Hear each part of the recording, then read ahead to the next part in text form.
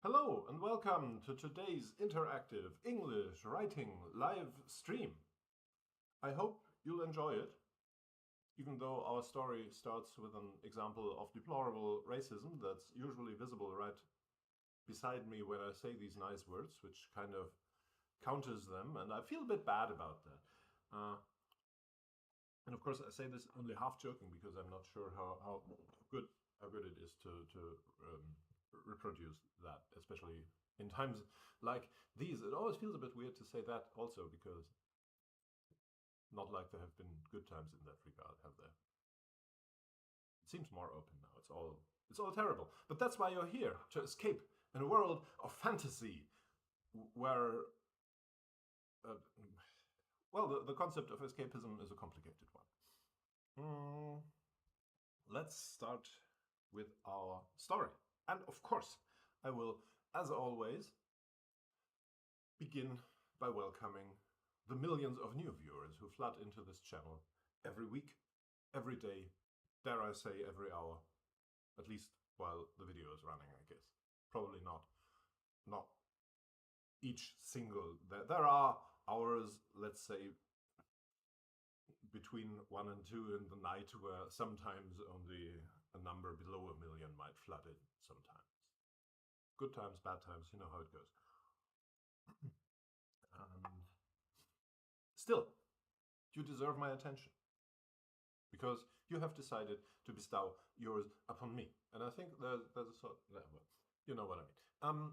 And what I'm going to say is this is, and you won't believe this, an interactive writing live stream. This means that we are writing a story together in a collaborative effort. And I am merely your humble tool to put the words on paper. Like, for example, like this. Look, this is how typing works. More or less. Doesn't work when I try it, apparently. Your humble tool. Yeah, there you go. So you see, I'm a very humble tool indeed, and I just demonstrated that for your sakes. And if you're new to this, there is a chat. There's a Discord chat. You can find it in the link below the video. You can enter there. It's a bit more interactive because I'm monitoring that chat live, so to speak. So I can answer questions. You can tell me about your ideas. And of course, you can also tell me what I'm doing wrong. Like, for example, you can ask me to do something different. You can, of course, also do that on a technical level. Like if you cannot understand me very well because the sound is bad or the lighting. The lighting is usually worse than this, so consider yourself lucky.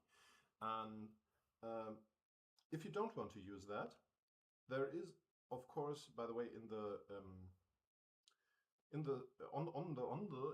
server, on the Discord, there is a channel called English Livestream Chat, and while it seems obvious when I say it like this, that's the one we usually use for the interaction for this live stream. I'm gonna type a little message there for everyone to enjoy. Hello and welcome! Exclamation mark. See what an effort and creativity this is. There isn't a lot more to say, actually. I mean, you might have noticed this is me, this is the story. There is the chat I already pointed out.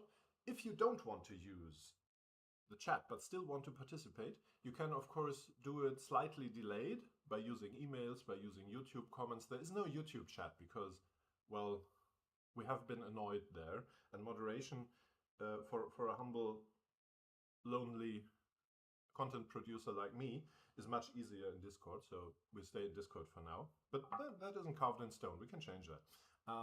And also, of course, you can use other tools. For example, if you prefer something like Signal or Prima or something like this, you can send me messages there and I can integrate them into the story here. It works. You can do that. I have been known to receive fax messages from participants in the German live stream, of course. Only in the German live stream. But still, should you have the ability to send a fax, it's possible. You can do it. I think there's a slight delay with fax too, because it takes a while to transfer the the actual white page, and it's much slower, but you can do it. So yeah, I think there isn't a lot more to say. So let's dive into our story, which leads me to maybe one more thing I could and should say. This is not a very professional endeavor. So I come unprepared, and I think I can kind of justify that because, as I always say, it would be not a very interesting project for me to think of things that I could write, and then in the interactive live stream sit down and have you watch me write them. And whenever someone says, I thought maybe Munira could ask Gudmund if he has a family, then I can just answer, no, that's not how I imagined it, and go on typing. That's not what we're here for. So I can kind of clothe my laziness into a flimsy costume of viewer orientation and care for your input. Isn't that nice? I usually say something like tea when I drink this in a very satisfied manner. But in this case, it's hard to do that because this tea was prepared in a device that is usually prepared for making coffee, because I did the first brew yesterday when I arrived here. You might have noticed I'm in a hotel right now. I'm on a little trip because I have a birthday coming up. And this tea, it tastes a bit like coffee. And while this isn't exclusively a bad thing, I will say it takes away from the tea experience. Because if you know tea and if you know coffee, then you can probably imagine this tea is even a rather aromatic one. It's Morgentau by Ronnefeld, so it has a flowery aromas and all that. But you can probably imagine the coffee beating these into submission with a big stick it holds with its coffee aroma. I have no idea how aroma works. Hello, Epiphany. Nice to have you in the chat. So let's read the last few paragraphs we wrote to get back into our story, and then try to write some more. I even prepared, more or less prepared. I have to leave the image very soon, but it will be only for a brief moment, I think. Or maybe I won't. The thing is, I will try to dictate a bit of the story again using speech recognition software I have here, because as usual, my setup is a bit limited when I'm traveling. And to get a good camera angle, I have to put I know you want all these things because you want to, one day, let's face it, you're watching this because one day you want to have a writing live stream that's as good as mine. So you're here to learn from me and to steal my ideas. Your competition. Maybe I shouldn't tell you. How about that? Maybe I just don't tell you the specific details of my setup so you can steal them and make a worse knockoff of my live stream, but profit from people's inability to tell quality when it jumps into their face. I'll just get on with the story, I guess.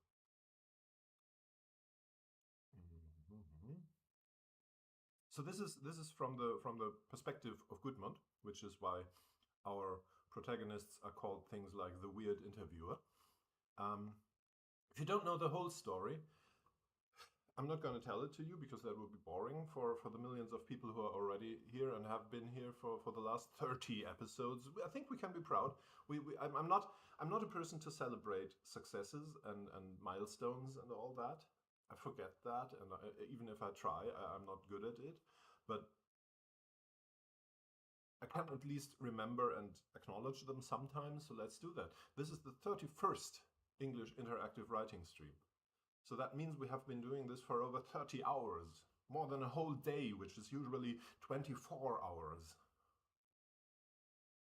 And I think that might be worth celebrating. So I'm going to... Grimble is watching happily and lazily from bed and even forgot to open the Discord. Yeah, that's kind of the spirit. Welcome. So I'm going to post a little ta-da party popper emoji into the chat. There you go. I always think, when I try to celebrate these things, I always think of that little Simpsons snippet, you might know it, where Al Gore, sitting in the White House as vice president, gets good news, and then he turns to a little turntable with a record on it and says, "This deserves a celebration," in his dry, monotone voice. And then he puts on the reader, whatever that's called, on the record, and it starts and it plays "Celebration" by Kool and the Gang, and he just sits there. And I think at one time during the song he says something like "celebrate," and that's kind of, that's my. I'm not sure how much I like Al Gore as a person. He's a Democrat, and well, they have a firm grasp on being the slightly less bad party right now. There's no doubt about that, but they're still bad. So I don't want to portray him as a person I aspire to become one day. But that's kind of a mood for me that I like. That reflects my idea of a party, I guess. Yay for us, says Epiphany, and she's right. All right, now I will finally get into the story. The question was, what is the first thing you would change around here if you had unlimited power to do so? Gudmund blew a helpless raspberry before answering. Look, there's a typo. You can correct it right now. A weird typo. I would have to think about that, but maybe let people have more agency, respect their wishes. Doesn't even happen to me that often, but there are some inhabitants who are less self-sufficient than I am. Often they have to argue against decisions being made for them, like where they go, or even about medication. Sometimes it's with the nurses and sometimes with their relatives when they come to visit, and I always think one day that will be me, because my knees and my hip are not getting any better. And I'm sure neither is my mind. I'm sure they mostly mean well, but I don't want to be treated like that, and I don't think anybody else wants it. Now, we use this for a bit of a review, like with the typo I just found. This is one of those cases we talk about in every single live stream. Dialogue in novels. Of course, don't be too irritated by the fact that this answer goes over more than a page, because we use a ridiculous font size here. But still, this is something nobody will ever answer to a question, except maybe if they're in a talk show and have prepared their answer to such a ridiculous degree that they basically have learned something by rote, like reading it from a paper. But nobody will answer like this spontaneously. Of course not. But first off, there is a compromise to be made, and I think I usually even fall too far on the side of realistic dialogue, because my dialogue has a lot of like, well, and sentences starting in the middle and breaking off and beginning again, because I like that, and I think I overdo it a bit. This one is another example, and it might come off across a bit too much like something written and not enough like something somebody said. Then again, Gudmund used to be, I think we haven't made a clear decision on that in the text, but he used to teach at a university, so he's used to speaking freely, and he's used to putting complicated thoughts into words, and presumably, as his answer implies, he has thought about this a lot. So I think in this case, the compromise is acceptable. But one could, for example, we might start off with something. I don't know how this looks for you. For me, of course, Word has already covered half of what I want to mark up to show you with its helpful context menu, which I personally despise, because I'm getting old. Sorry, because it's just nonsensical to have a new context menu pop up here when there's one 3 centimeters away that is completely identical to the one popping up over there, and now it's gone. I don't know why. I don't know if you can see it. Maybe it doesn't show up for you, so I'm not sure what you have to see. What I have seen is basically, I think you can see my mouse. You can't see my mouse? Like, You can see my mouth, right? Yeah. So what I have seen is basically this, the thing here, pop up here over this part of the markup text. And I realize this is usually not much of a problem, because I usually would mark up text on my screen to do something with it and not to show it to people like I do right here. But it has been annoying to me when working on my own too, because I can't read what I have marked up, goddammit, and it's annoying to me. Anyway, so maybe we will put a little reminder here. I think that's a good compromise. You know, I keep reading. Where is this anchored now? That's good. That's good. I keep reading things like, the only job of first draft is to exist. And of course your first draft is bad. And you know, I feel weirdly attacked by these posts, because I don't think my first drafts are that bad. If your first drafts are that bad, that's okay, but don't make me feel bad about mine. But the spirit is helpful sometimes, because we have to remember, writers have different techniques, of course, to writers have different techniques, and some edit their first drafts more, some edit them less, some don't edit them at all, some just type whatever comes into their head and go through it 10 times after that. I usually go for a bit of compromise. I don't leave stuff that I think is really bad.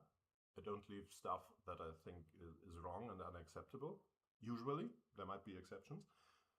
I usually try to get my first draft to a level that I would not be embarrassed for someone to read it.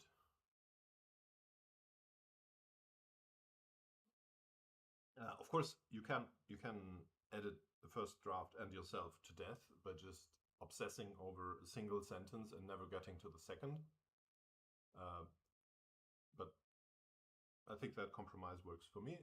So I sometimes will just leave something which I think might need improvement. It's sometimes, of course, difficult to judge, especially after you've worked on it for a while, because you lose that perspective that people have who read it for the first time.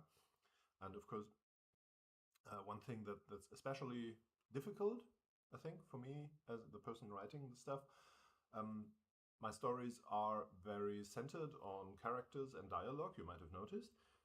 So I usually have a rather vivid idea of the characters, not even what they look like, but what kind of person they are in my head. So I know that, and I have that as background. And that means, for me, the things they do and say have a different significance different from the perspective of someone who reads the story without having that exact idea of who these people are. So the impression might be very different. And that's unavoidable, obviously. Of course, my job as a writer is to convey an idea of who these people are as quickly as possible. That's why there's a book called Save the Cat, for example, which is about having your hero save a cat right at the beginning of the story, so people know, that's a good person. And of course, that's not exactly literal. No? I don't personally like the guy who wrote Save the Cat, but I don't want to portray him as someone who argues that you literally have to have the good person save a cat. You know, it's a metaphor. Like, you get it. But of course, it takes time. And it doesn't always work, because people come to these things with different perspectives. And for example, for someone who is firmly anchored in our society and its systems and institutions, they will, even if it works in the end, take a lot of time probably to accept that fighting against this society, against police and all these things is a good thing. We've had in this very chat, had someone argue against freeing people from prisons. And I'm not saying this to diss them, because I get why. We live in a society. You know where I'm going with this, I think. And I hope I've made my point. And, of course, to bring it to a bit more of a point, maybe even, that's why I think this is not just a fun little project that is hopefully entertaining for you, I guess. I mean, it's obviously not entertaining for a lot of people, but I hope for the people who are here, I hope you're not just here out of a feeling of obligation towards me. If it's fun for you, that's good. And it's fun for me. But I also think it can be helpful for my writing and for the story, because I get your perspectives. And sure, my audience is a tad self-selected. I probably won't get a lot of people who read the beginning of my story and think, wait, that person was about to be deported and that bad guy stopped it. I can't accept that. But I don't want these people in my chat, and I don't want their input to my stories. And I think your participation here is very helpful and makes my stories better, is what I wanted to say. And Epiphany says, I'm entertained and intellectually stimulated. So, welcome to the club. Now we're at least two. There's two of us now. Yay. So, all right.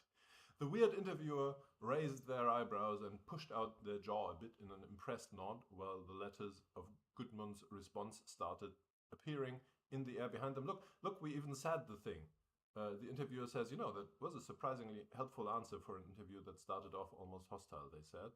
They hesitated for a second, pushed a hand into their coat, pulled it out again, and reached toward Gudmund with it. Here, have a cookie. 3, says Gekreml. Oh, that's nice, thank you. Wait, I'll try to get my mouse cursor. There. Gudmund looked down on the hand in surprise, because it did not just hold any cookie, but an actual big, soft raspberry and white chocolate cookie, the precise kind he always used to buy at British railway stations when he visited a colleague in Newcastle. He still didn't take it, because he trusted neither the stranger's coat pockets nor their hands, even though the cookie on its surface looked perfectly fine to him. But he uttered a surprised, that's my favorite. The interviewer smiled at him. I know. Gudmund looked at the child again and asked, who are you? What are you? Is this a dream? The child shrugged silently and looked at the weirder person in a slightly worried manner, like you might look at a bomb you think might go off any time. I know I already said that also before, but that's how it goes, and I have to kind of find a middle ground. I don't want to say the exact same things in every occasion of our live stream, but then again, I have to. They are usually several weeks apart, so it might even be nice for everyone to think about it again, and also there can be new people sometimes. Here, the weirder person, the child, the weird interviewer. I also tend to overdo that, I think, because, well, how do I say it? Gudmund doesn't know their names, and most authors, I think, find quick ways around that, because it is awkward to keep thinking of them as the child or the less weird interviewer and the weirder interviewer and all that. You might know from other stories that sometimes writers do that thing that I try here, but better. Like, for example, they just make something like, I don't know, the blonde one and the red-haired one or something like that. You might have noticed from what I said before, I don't think a lot about how my characters look. I mean, in this case, it's the child and the weirder person and all that. And I don't care a lot about names, so my characters don't often say their names and ask for them. So this kind of thing happens. It doesn't. I personally don't mind, but if you ever think we should have switched these weird descriptors for names sooner, let me know. It's possible. The person only smiled indulgently, though, and lifted a finger to explain. I should probably be strict about this and refuse, because I already told you who asked the questions here. But you know, I'm feeling generous right now. But please don't think this means we are doing a mutual exchange from now on. I'll ask the questions, but for now, let me think of a way to explain it that makes sense to you. They put a finger to their chin and looked far away for a few seconds. What am I? Do you know Gnatia's version of the Fenian cycle? Gudmund had a vague memory that the Fenian cycle was a part of Celtic mythology, but that was the full extent of his knowledge. Remember, he's a literature, maybe professor, so that's not completely unreasonable that he has heard of that. On the subject, so he answered with short but honest no. The weird person grimaced and shook their head before trying anew. All right, something more modern then. So, and I remember, I gave you homework last time. And yes, I realize we might aim to get started on actually continuing with the story a bit quicker than after half the time we even have for one live stream. So next time I'll try to read a bit less far into the background. Still, we need a more modern reference for what Sam is trying to explain. Did anyone bring ideas for that? I expect not, and that's not a diss, because I realize the homework here is perfectly voluntary, and I also realize life is already hard enough without taking on additional tasks. So what I'm going to do is maybe brainstorm with you a bit. So what are we trying to do? We are trying to find examples that Sam can use to convey the idea that the first Magi are a group of people. And there it starts already. Are they people? In what sense are they people? We have not made this decision so far, although we have talked about it a few times. The first Magi are different from non-magical people. They are very old, we have established that.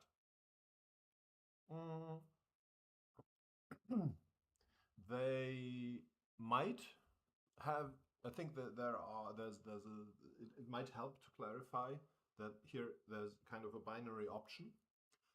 They might have been regular people once that happened to find ways to learn magic, or they might have been magical entities from the beginning.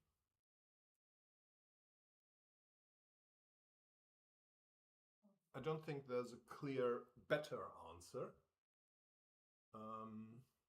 What we need to consider, I think, it can't be easy. It can't be easy, because if it were easy to become like them, then there wouldn't be only 6, or how many I think they were kind of like 6 or something. Then there would be 50 million of them. You know, if it were just, I don't know, you just have to realize if you wish for something really hard, then it becomes true. Something like that. You can't do that, because then we would have billions of Magi. So it has to be something more like, I don't know. Of course, you can still use a basic, simple, hand-wavy explanation, like, well, you have to meditate a lot and find your inner nirvana stuff. Probably without saying nirvana, because I don't want to. Don't want to steal that cultural idea for my little story. But I hope the point comes across, being that you can have it just an intellectual exercise that they happen to succeed in, or a mental exercise, however you want to phrase it, or maybe there was like one event. There are a lot of ways, is what I'm saying. But the basic decision, I think the first one we could try to make is have the Magi been regular people before finding ways into their magic, or have they always been magical entities? And I think I'm going to use this occasion for a poll and a tea. So I'm going to leave you to ponder this a bit.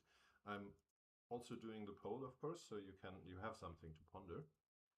Have the Magi started as humans? Question mark. First emoji, the cactus. Yes, they were just like you and me in the beginning. Other answer.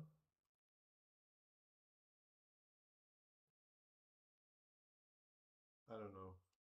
We're going to use the eyes. No, they were magical entities.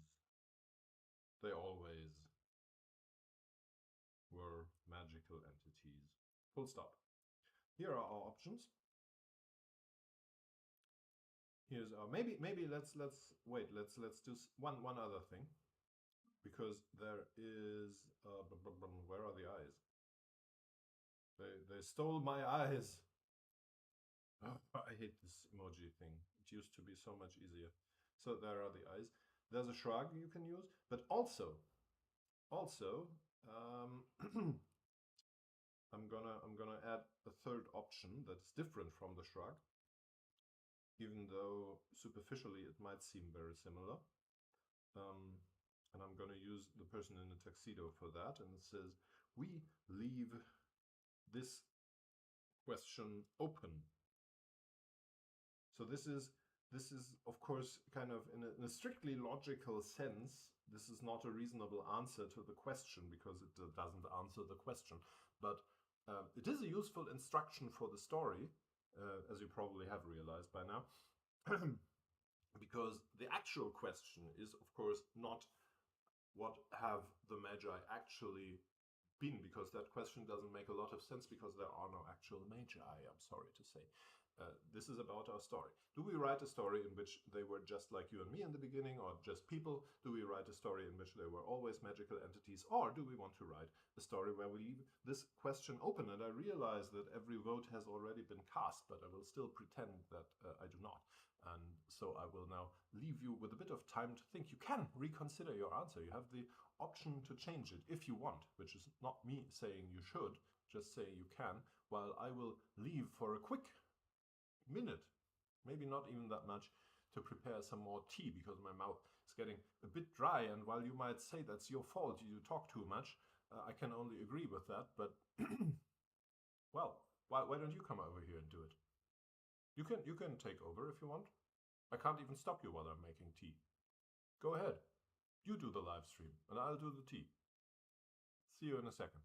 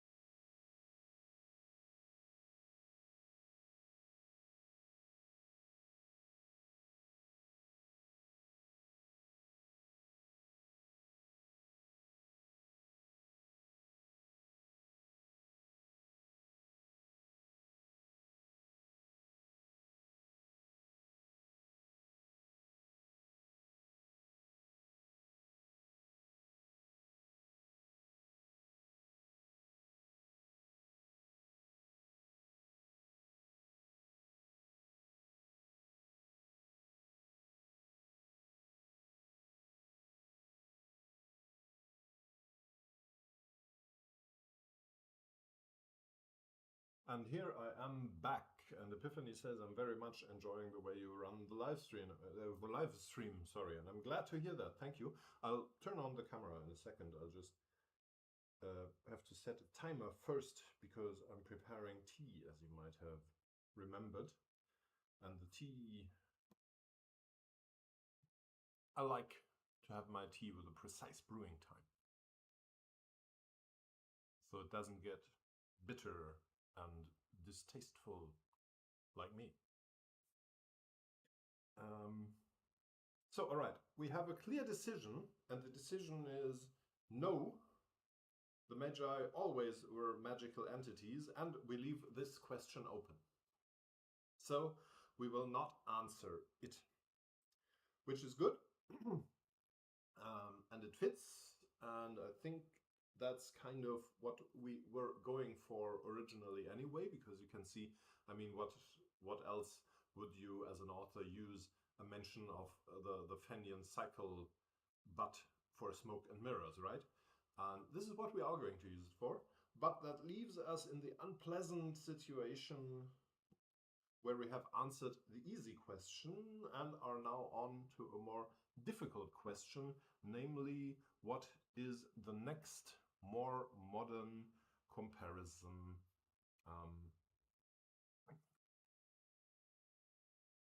Sam might go for. We had, I think, some sort of idea last time, but not the perfect one. We had kind of a consensus, and I hesitate to make it a new question, so let's just consider a decision already made that just for funsies, we will have Sam pick something not very modern at all. Like, not something later than first half 20th century. So they won't do something like, I don't know. Have you seen brand new cherry cola flavor on Netflix? Because that would actually be a rather modern example. But we will use this opportunity to illustrate that for Sam, the last 100 years are pretty modern and all the same to them. So we need something old, but we can use something popular. It doesn't have to be like this obscure tale that only anthropologists know about. And we did some googling for that, because we started off with clever concepts. Thank you. We were going into the direction. I think I even made some notes about it. I'll check my notes file. We were thinking in the direction of, dare I utter his name, Lovecraft, of course, because he's pretty old. And then there's The King in Yellow. It's supposed to be pretty good. I read it when I was rather young still, so I didn't get it at all. I did not get anything. I don't remember a lot about it. Let's leave it at that. It's a rather weird thing. It's I think older than Lovecraft, but let's look it up. The King in Yellow. You might even look. Why not? Why not?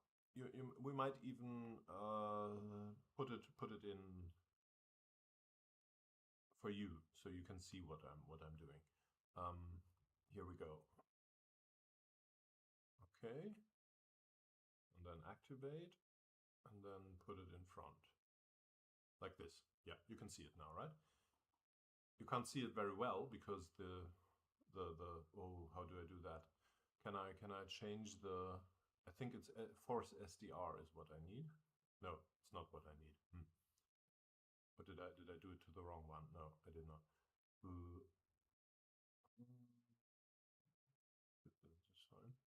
I think I can't. Ah, yeah, no. This is weird. Maybe if I turn it off and turn it on again. No. Because in the preview it's okay. In the preview it looks good. Maybe now? No. All right. Doesn't matter. It was just to give you. I think you don't need my help in Googling the King of Yellow, I'm aware. I just thought it would be a more immersive experience if you see what I'm doing and where I'm scrolling. But since OBS doesn't intend to cooperate, I'll just leave it like this. So it's more of an impressionist perspective for you than something actually helpful. So The King in Yellow is a book of short stories by American writer Robert W. Chambers, first published by F. Tennyson Neely in 1895. So I think that makes it. Let's see. When was Lovecraft active?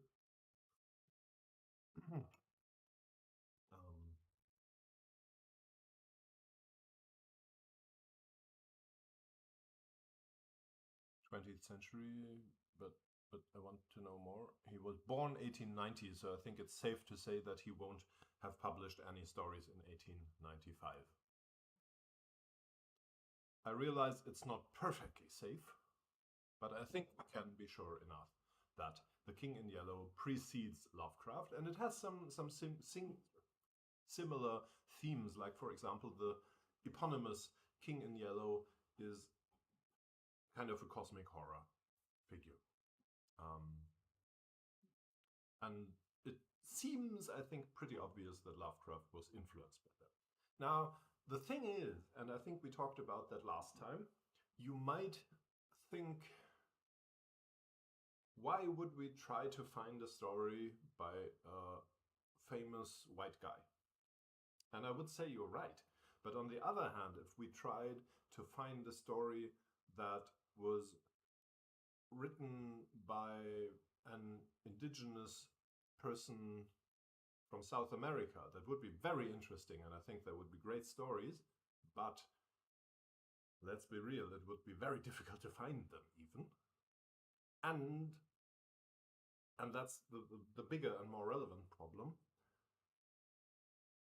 Everyone, or almost everyone, who would reasonably ever participate in this live stream or receive this story otherwise, it's more of a hypothetical case that it will ever be published in any way, I think. They won't know this story, and it won't be a reference for them.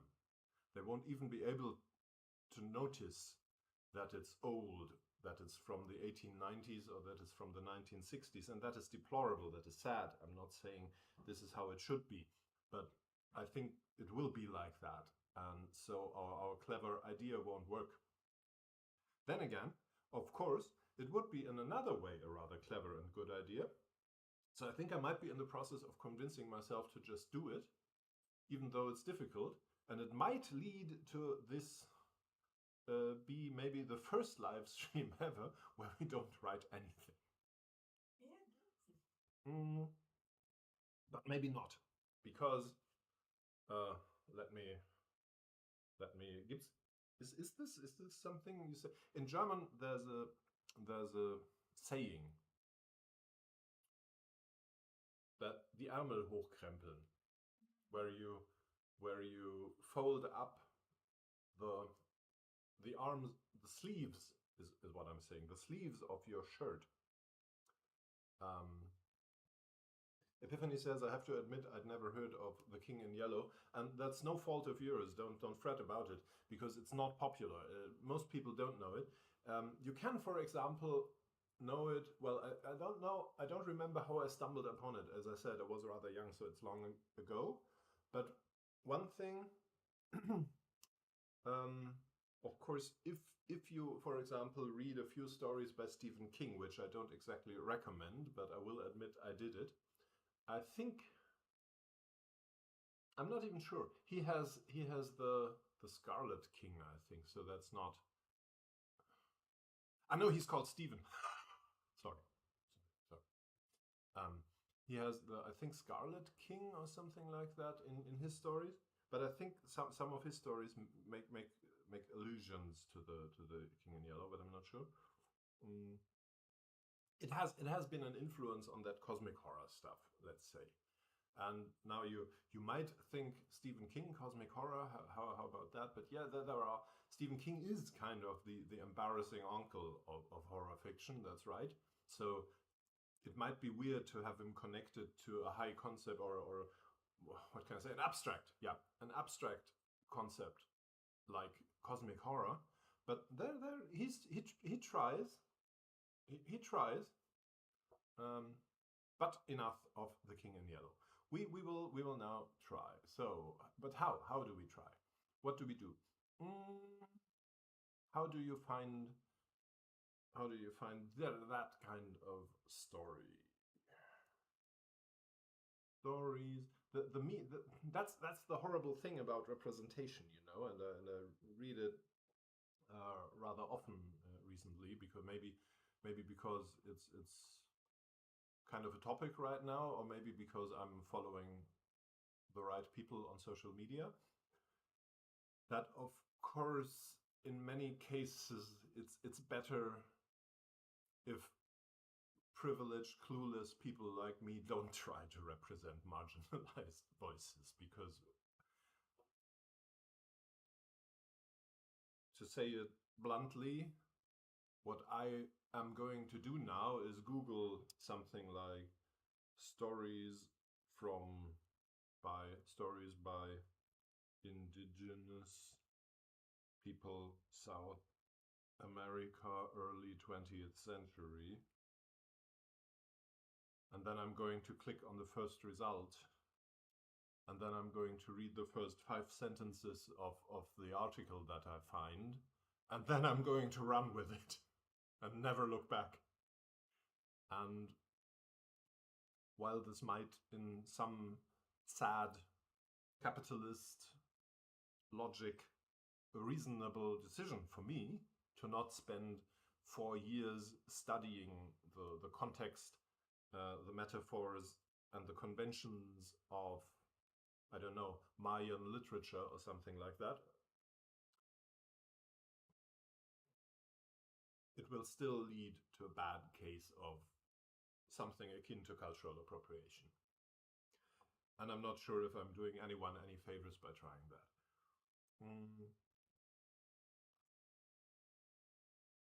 Which is why we chose something Celtic last time, because that feels like, at least, you know.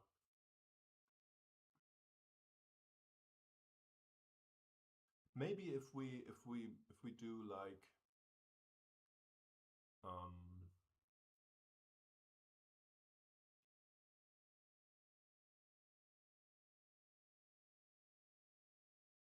we could, for example, and let me know if this is bad, but we could try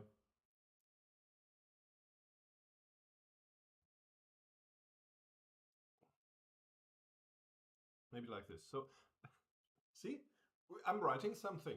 There are already 2 quotation marks that weren't there an hour ago. At this rate, we'll have the story done by the end of the year. Maybe. I don't know. It's just a rough estimate. I don't know if I do one sign per hour. How many hours in a year? 24 a day, 30 days in a month. That's 6,000, 7,200. That's over 80,000 hours in a year, right? That's enough. No, right. That would be words. Okay. We might need a bit before this story is done. We might need a bit more time. Aha! You might think you got me there, but you wrote 1 Steam every month, so your argument is invalid. Don't think I didn't notice that you have sneakily corrected it after the fact. It was there. You made a mistake in typing, and that means I am right. I am correct now. The story will be done by the end of the year, and you proved it. All right, let's go. Something more modern then. Look, I'm gonna prove you wrong in another way by just typing more than one. What is one character? Character is the word I'm looking for. Epiphany says it's the process that matters, with a lovely smiling emoji. The blush emoji, if you want to know it precisely. Grimble says, so the Steam you are talking about, is it in the room with us right now? In fact, it is. I have been playing Katana Zero recently, and I'm gonna say, if you like that kind of game, for example, if you liked Hotline Miami, I think Katana Zero would be for you. So let's go on with this. Something more modern then. I think, wait, Sam was already tapping the chin right before. Put a finger to the chin right here. Let's maybe do it like that. They tapped the finger against their temple. Maybe we'll just. I'm not sure. You can let me know. Is this better or worse than what I imagined a few minutes ago?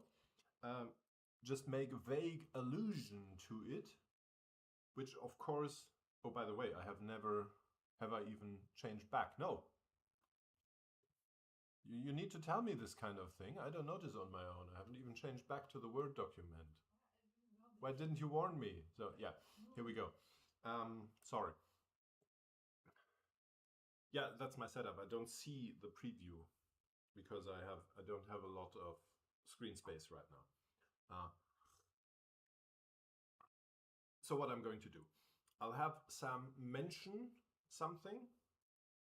I'm just going to do it. I used to know an old, and I've gotten the word already, Onabu. Onabu. Storyteller? Is that a good word?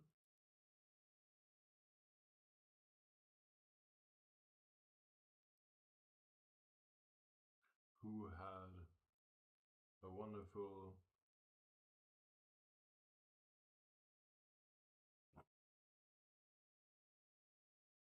legend that might fit, but you've probably never heard of them. And now, I don't think I'm going to use the. I don't think I'm going to use the hipster catchphrase. I thought it might be funny, but it's not. But that would not be helpful either. Maybe old is not an attribute that Sam would find very characteristic when talking about mortals.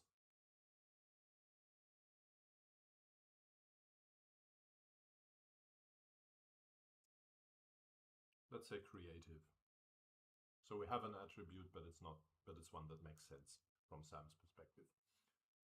Look, that's already just for the record. Just for the record. This is 175 characters and 21 words. At this rate, we will have no problem.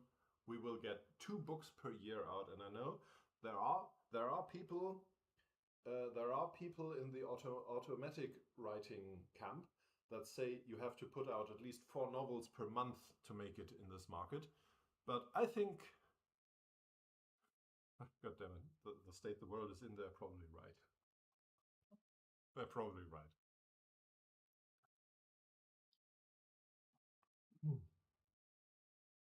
All right, let's get back to our very serious story right now. But that would not be helpful either because they are not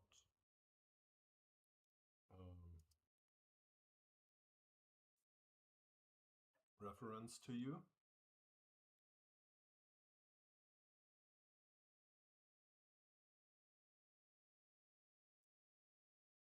I'm thinking, just maybe especially Epiphany as someone whose first language is English. If I say they tap the finger against their temple, do you think it's reasonable to expect that to evoke a movement more like this, like a thoughtful thing? Because I don't want it to reference this.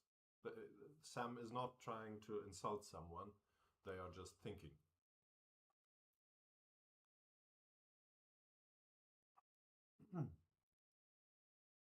So maybe like this, because in this way we have mentioned, we have brought up the idea that there are a lot of very good storytellers who are not famous white guys, and who are not even people with European names. Like, of course, anyone could right now say, oh, not a white guy, not a white guy, Mary Shelley, Mary Shelley, let's use Mary Shelley. Well, first off, Frankenstein is not helpful, I think, in this case. That's not what the Magi are.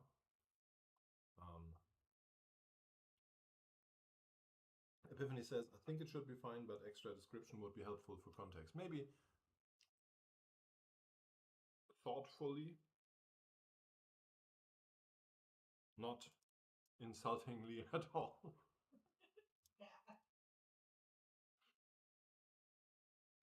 Maybe thoughtfully. That's okay, right?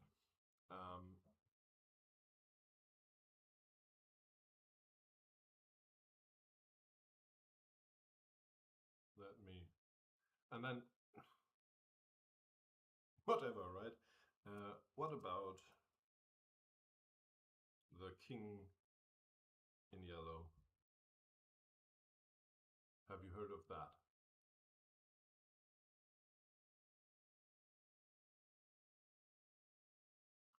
Of course I have, but I'm not sure. Sure.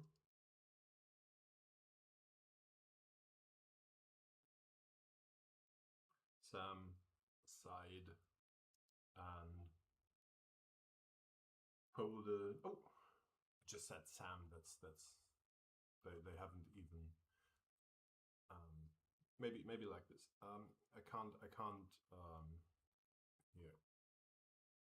Can't use the name, of course, not yet. But wait, we will not have written a lot, but we will get to a significant point very soon, before the end of this writing stream. They sighed and folded in on themselves and interrupted Gudmund.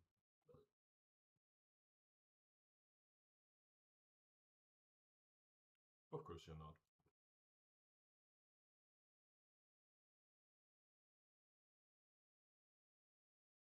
They rubbed both hands over their face. Do you think that works for this?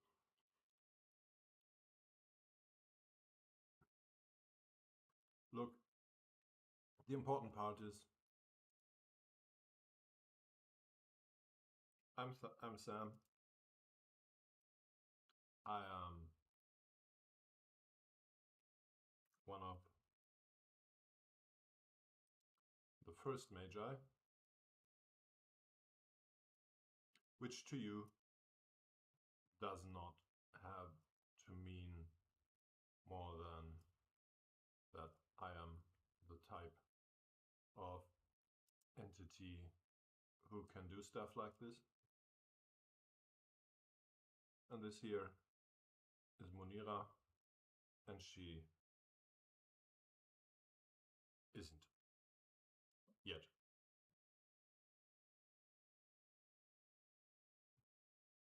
Gudmund watched. I'm not sure about this, but I'm gonna write it, because I think the idea is neat, and we can talk about it next time, with amusement as the child perked up a bit at hearing the last word. Now, you might argue that maybe Gudmund is too confused by the rest to notice this, but I think it's a nice touch, so I'll leave it for now. Also, Gudmund has had a bit of time to come to terms with how Sam works, so maybe it's not completely out of the question. And I'm afraid with that we're done, but we wrote a bit. We wrote a bit, we finally got to writing a bit, and I think we have resolved a few very important questions. We have made a few very important decisions for our story, and I already mentioned, I think next time I'll get to the story a bit more quickly. And as always, you can, of course, give me feedback for what you think I should do, as Epiphany has already done, thank you. And this is an interactive writing stream, and that doesn't only mean that you can interact with the writing in the narrowest sense, but you can also tell me you don't like my hair, you don't like my glasses. You can tell me you think I'm ugly. Best for that kind of comment, you best use the YouTube comments. You know, they are the perfect place for this.